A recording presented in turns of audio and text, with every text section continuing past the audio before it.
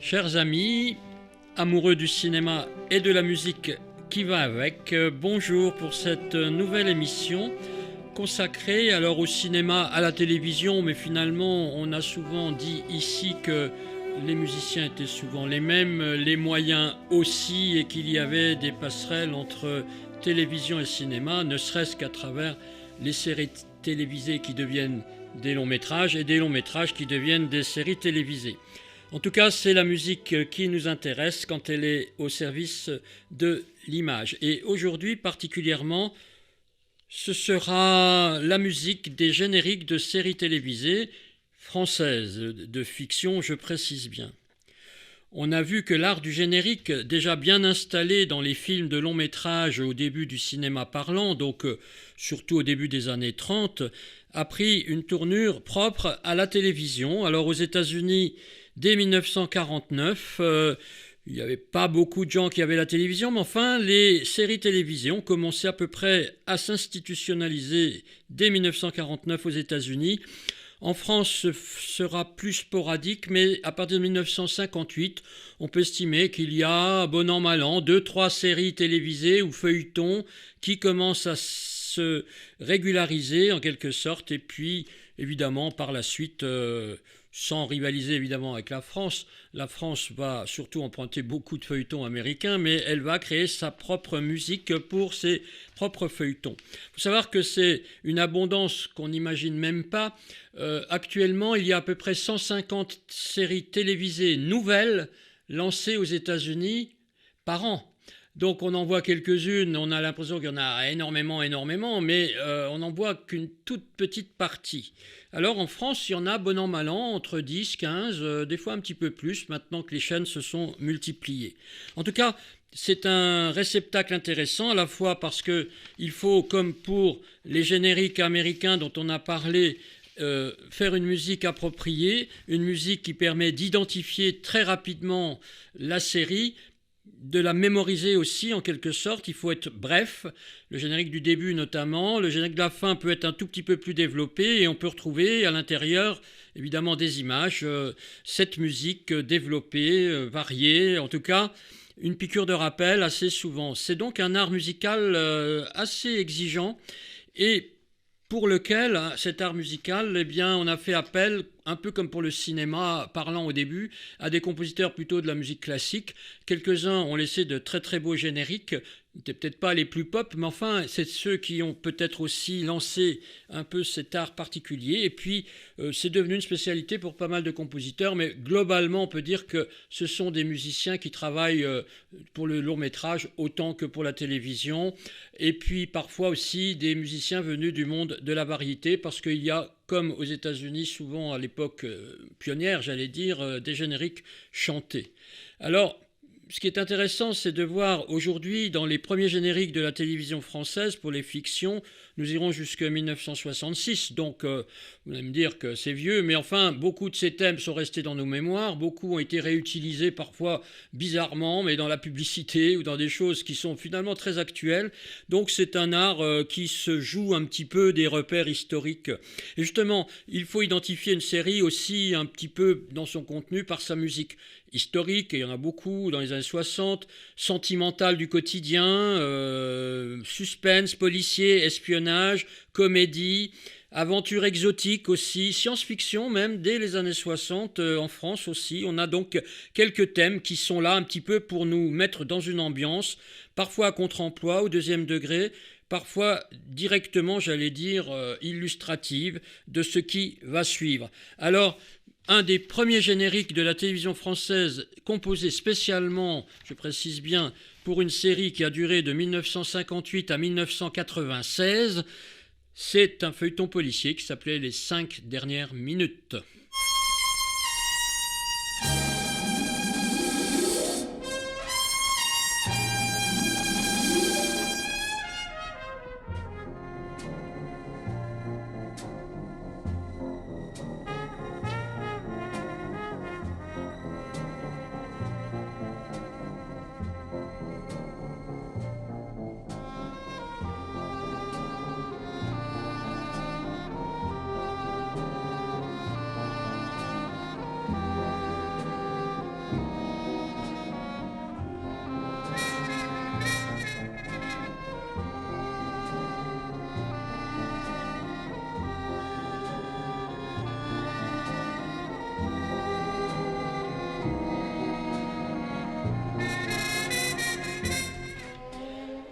Il y a eu 149 épisodes tournés, souvent dans des milieux professionnels bien particuliers, mais on retient surtout Raymond Souplex, celui qui a été le commissaire un peu à l'ancienne, rival de Maigret un temps par la suite, et qui, après sa mort, a été remplacé par différentes personnes. En tout cas, cette série, par sa musique tout à fait intéressante, cette accroche à la trompette et évidemment ce côté un petit peu rétro mais assez inclassable. On pourrait s'amuser avec ces génériques d'aujourd'hui à demander aux gens qui ne les connaissent pas à quel type de feuilleton on pourrait avoir affaire et on serait peut-être parfois surpris du résultat. En tout cas, une très jolie musique signée Marc Langean, un compositeur plutôt venu du monde non pas forcément de la variété, mais de la musique instrumentale qui se développait beaucoup, ce qu'on appellerait peut-être aujourd'hui le easy listening music, c'est-à-dire une musique d'ambiance en quelque sorte. En 1961, un feuilleton pendant 6 ans a marqué les esprits, c'est Le Temps des copains, une histoire presque au jour le jour d'étudiants montés à Paris et qui vont connaître leurs premiers succès, leurs premiers échecs, en tout cas 3 copains dont on retient surtout Henri Tizot qui a été une grande vedette du musical et du sketch comique aussi. Il imitait très bien le général de Gaulle, mais qui fut donc un des 3 copains, justement, dont il est question ici. La musique est de Claude Vassori.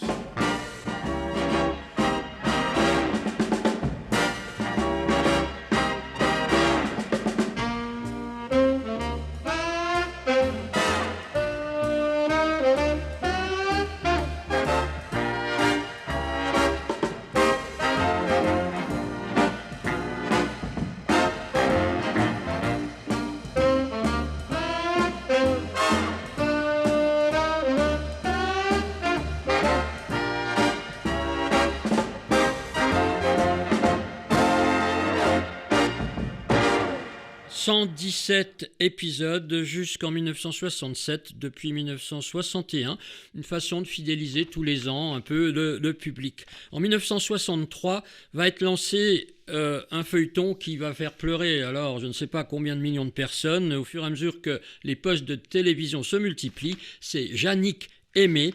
Yannick Aimé, joué par la jolie actrice Jeannine Villa, dont on a plus trop entendu parler après, mais qui a été pendant 52 épisodes, je dirais, la petite fiancée préférée des Français, Jeannine Villa, et son Solex inénarrable, ça a dû en faire vendre pas mal d'ailleurs à l'époque, un peu harlequin avec quelques fulgurances sur l'actualité et quelques coups de théâtre. Et ce générique signé par un vieux nom de la production cinématographique à la fois du grand cinéma, si je puis dire, et aussi de la chanson, c'est Norbert Glansberg.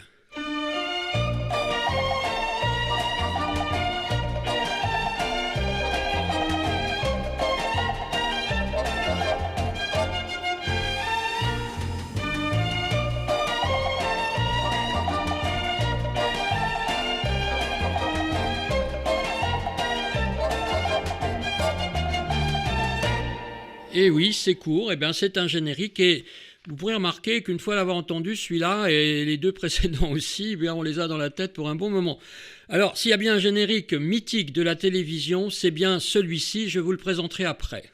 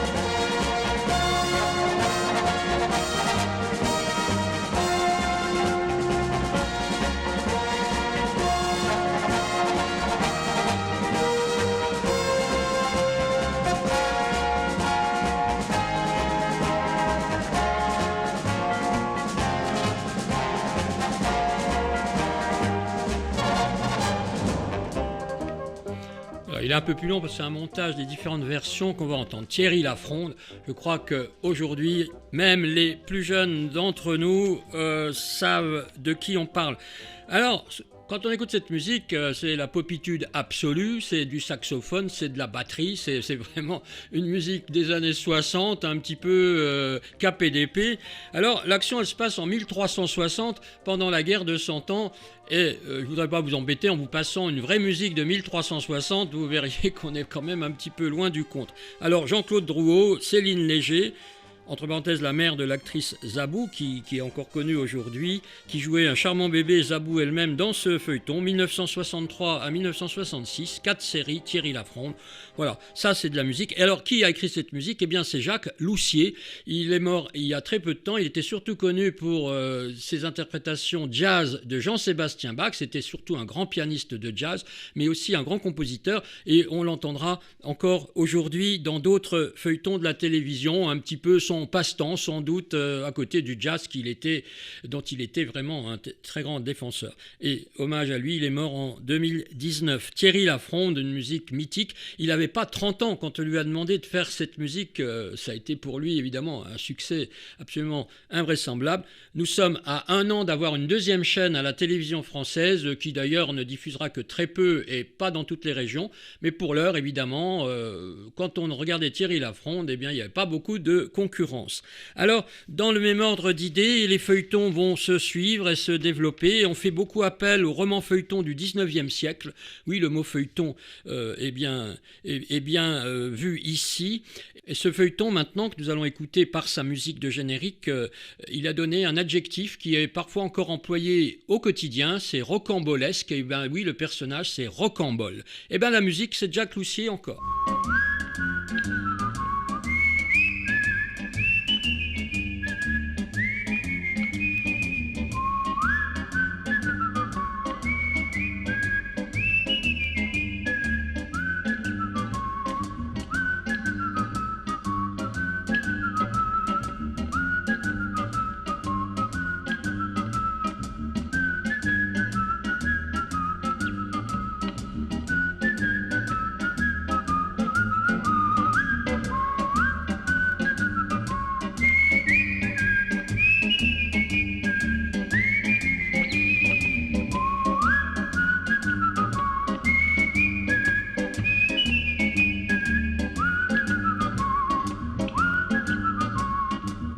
Cinéphonie avec Jean-Marc Illy sur RCF. Voilà. Rocambole, on entend une autre version après, ça dépend évidemment du générique de début ou de fin, et puis c'est un petit montage qui a été fait pour la vente en disque. Rocambole, Jacques Loussier, roman feuilleton de Pierre Ponson du Terrail, c'est un voyou repenti, donc c'était Pierre Vernier qui incarnait Rocambole en 1964. En 1963, je reviens juste une année en arrière pour vous présenter un autre feuilleton historique d'après Alexandre Dumas cette fois-ci. Et oui, la télévision se voulait quand même parfois un peu éducative. Enfin, si on peut s'éduquer par Alexandre Dumas, mais pourquoi pas. C'est le Chevalier de Maison Rouge, c'est André Duhamel, un grand nom de la musique classique, plutôt traditionnelle, contemporaine, qui va quelquefois travailler à la télévision et pour le cinéma. André Duhamel a fait le générique du Chevalier de Maison Rouge, et là c'est un autre acteur très présent à la télévision à l'époque, c'est Michel Leroyer qui va incarner cet homme qui va essayer de sauver Marie-Antoinette et le dauphin prisonniers au Temple après l'exécution de Louis XVI.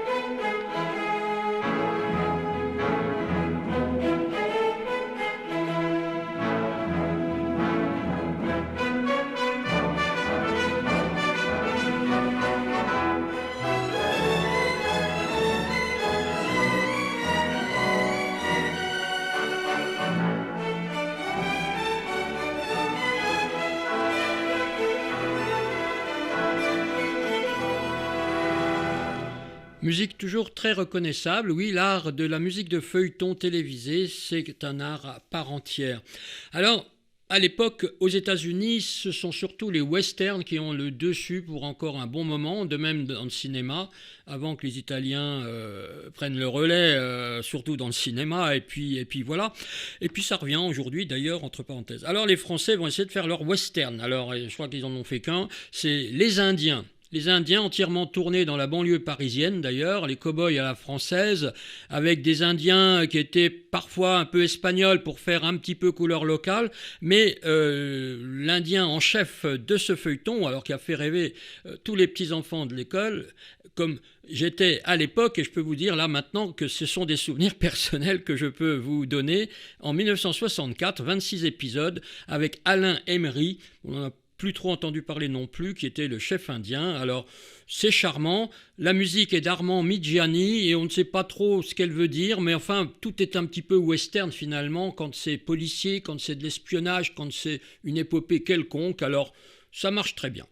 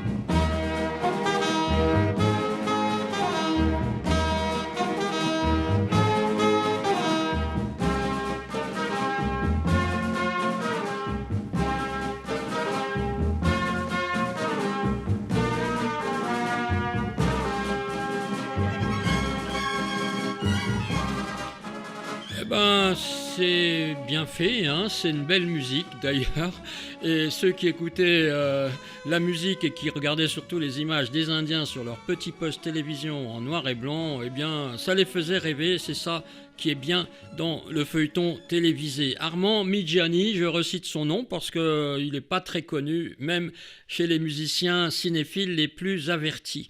Alors en 1966, on aura pour plusieurs années, par série, hein, c'était pas en continu à l'époque, il y a eu quand même 143 épisodes qui étaient le petit format quotidien de 13 minutes avant le journal télévisé, c'était Vive la vie. Vive la vie entre 66 et 69 avec comme héros surtout Daniel Secaldi qui a été un grand acteur, alors surtout pour la télévision, Claire Maurier, des gens qu'on a revus longtemps évidemment après. La musique, elle est de Jacques Dangean et évidemment, dès les premières notes, eh bien, ça pétille de ce qu'était la vie. Alors, on a souvent dit ce feuilleton, il a traversé les événements des années 68 comme s'ils n'avaient jamais existé. C'est Vive la vie, Harlequin, quoi, et ça plaisait.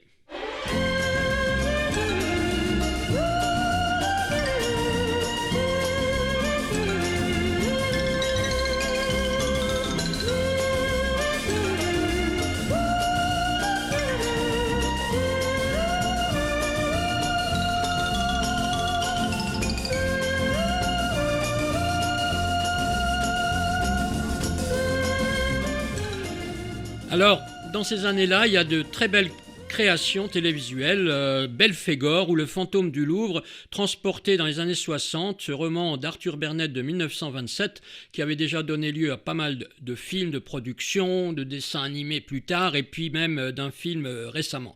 Belphégor, c'est de nouveau André Duhamel qui va en signer la belle musique.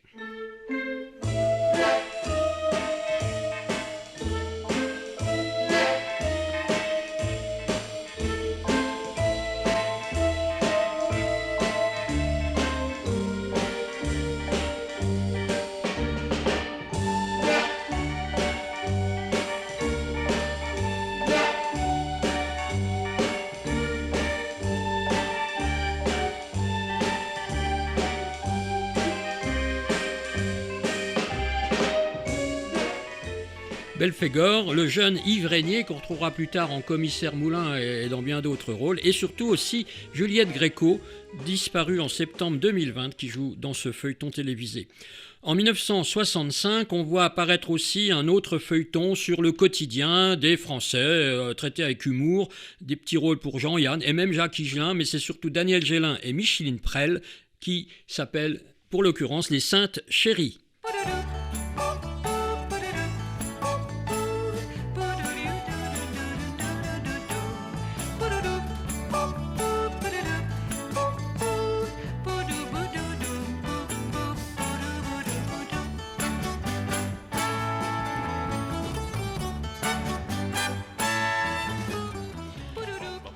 Alors, 3 séries de 13 épisodes sur 3 années, les Saintes Chéries.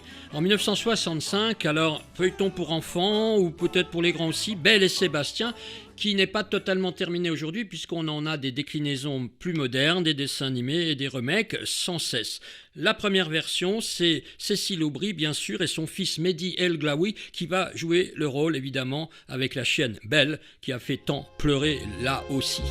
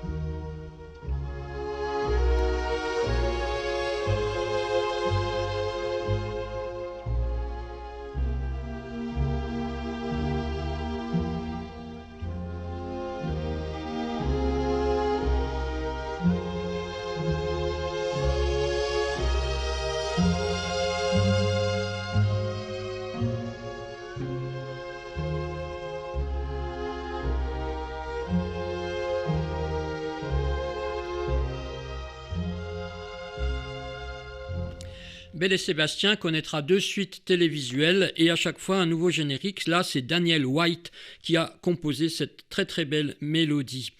En 1966, on va aussi avoir un feuilleton très ambitieux, en tout cas très regardable encore aujourd'hui, qui s'appelle les Globetrotters.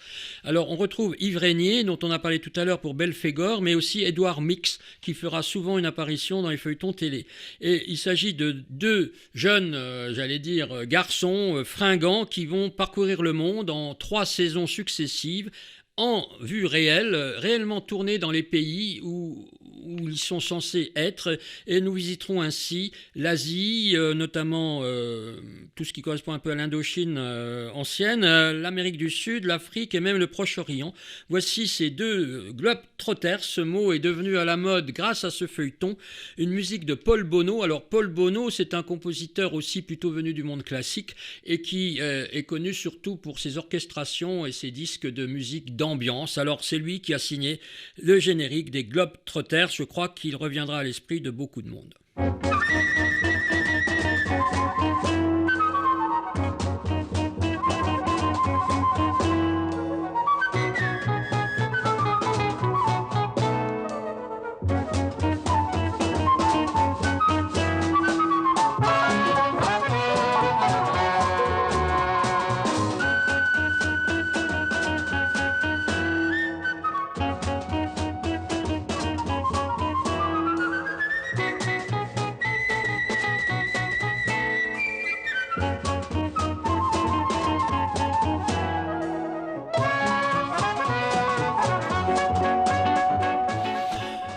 Une certaine idée de la modernité musicale est fringant. Alors c'est un peu rock'n'roll, hein, mais voilà, ce qu'on peut entendre à la télévision, j'essaie de varier les plaisirs parce qu'à partir de ces années-là, eh bien, il y en a parfois 10, 15 par an, hein, des nouveaux feuilletons qui apparaissent. Alors on ne peut pas évidemment passer les extraits de tous, mais je terminerai cette première émission sur les feuilletons français avec Rouletabille, C'est un peu comme Rocambole, mais cette fois-ci avec Gaston Leroux, celui de la chambre, du mystère de la chambre jaune, Gaston Leroux, qu'on met encore en scène aujourd'hui, même si ça a été écrit au début du XXe siècle. La musique est de Jacques Loussier, ben oui, une troisième fois, il est très présent et surtout ses musiques sont toujours de grande qualité. Philippe Auguste, l'acteur principal, et dans un petit rôle d'ailleurs, Caroline Cellier, qui est décédée le 15 décembre dernier, grande actrice française. Enfin, on trouve vraiment du beau monde à la télévision, réalisateurs, acteurs, musiciens. Alors, quittons-nous avec Rouletabille, ce fin limier du début du XXe siècle.